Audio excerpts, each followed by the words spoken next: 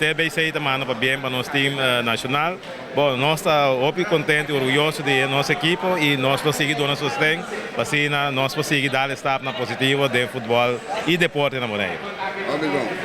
Deputado Abita quer saber seguro am resultado de nos cancelam de futebol aqui na Bonaire que tem top condição que põe com nossa seleção por treino e para produtivo no momento que nós representar nossa isla. Sim, bom, essa aí é uma parte de trabalho com nossa bendade ao tempo como governo para direito nossa facilidade, mas agora aqui pouco a pouco para segurar nossa miranda de fruta e nós maneira nossa permitir nós lo assistimos nosso esforço junto com a FFB e KFB para assim na wega na próximo loto lugar na Bonaire, por sorte que quer com a possibilidade de ter algum ajuste chiquito nós cinco assim para wega na lugar na Bonaire. Que bem isso aí algo nós vai seguir para complacer também com os futebolistas e também fanáticos de Bonaire. Nós estamos contentes com o resultado, nós fazemos esforço está dando resultado e agora nós estamos mirando resultado, nós está, eu tenho visto nossa equipe da melhor cultura equipe, né? Também nós estamos com bom futebol, nós estamos dando tudo o qual nós temos,